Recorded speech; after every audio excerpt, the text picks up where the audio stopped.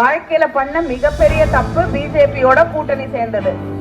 இனிமேல எந்த காலத்திலும் நான் கூட்டணி சேர மாட்டேன் சொல்லிட்டு தேர்தல் நேரத்திலே, இந்த ஒன்றியத்திற்கான தேர்தல் நேரத்திலே லேடியா மோடியா நானா அவங்களான்னு கேள்வி கேட்டாங்க. அவங்க எனக்கு முன்னால் உங்களை எல்லாம் வந்து சந்திக்க இருந்த உள்துறை அமைச்சர் அமித்ஷா அவர்கள் வரவில்லை.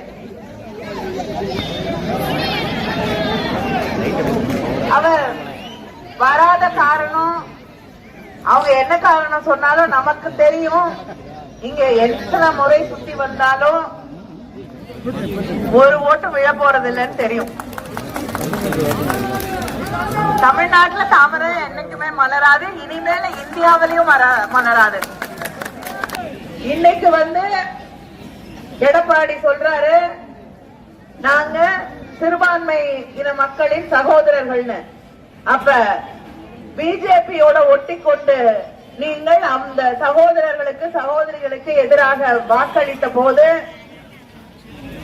அப்ப இந்த சகோதரர்களும் சகோதரிகளும் உங்களுக்கு மறந்து போயிருக்கா? இல்லைன்னா அவங்களுக்கு கண்ணுக்கு தெரியலையா?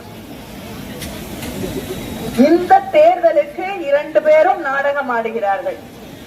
நான் வேற நீ வேற, அவங்களுக்கும் எங்களுக்கும் சம்பந்தம் இல்லை என்று மக்களை ஏமாற்றி விடலாம் என்று நினைக்கிறார்கள். ஆனா ரெண்டுமே ஸ்டிக்கர். ஒன்னு பெரிய ஸ்டிக்கர், இன்னொன்னு சின்ன ஸ்டிக்கர். அதிமுக சின்ன ஸ்டிக்கர், ஸ்டிக்கர் ஒட்டியே பழகிடுச்சு. பிஜேபியும் ஸ்டிக்கர் தான். நம்முடைய வேட்பாளரை தங்க தமிழ்ச்செல்வன் அவர்களை எதிர்த்து நிற்கிறார் டிடிவி தினகரன் அவர்கள்.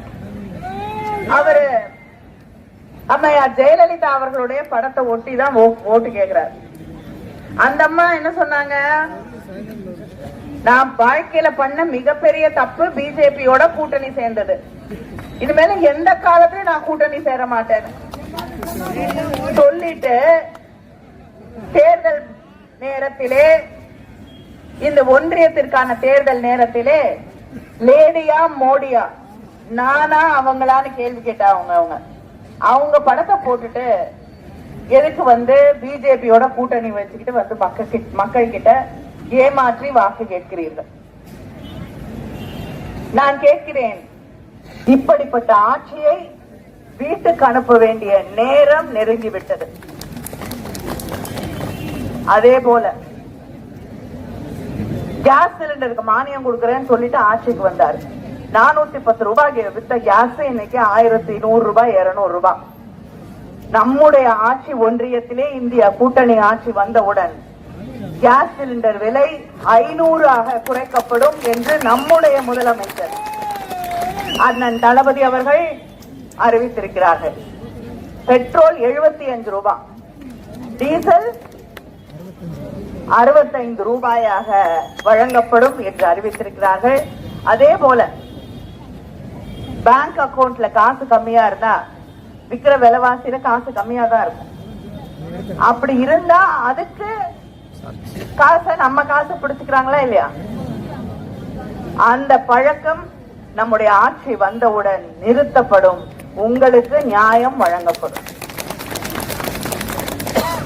விவசாய கடன் ரத்து செய்யப்படும். அதே போல கல்வி கடன் ரத்து செய்யப்படும்.